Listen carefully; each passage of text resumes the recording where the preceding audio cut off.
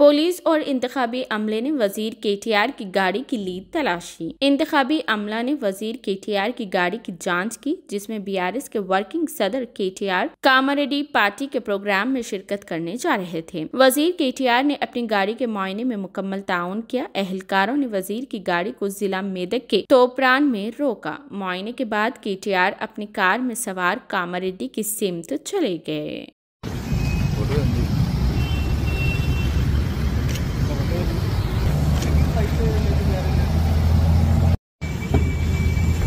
ना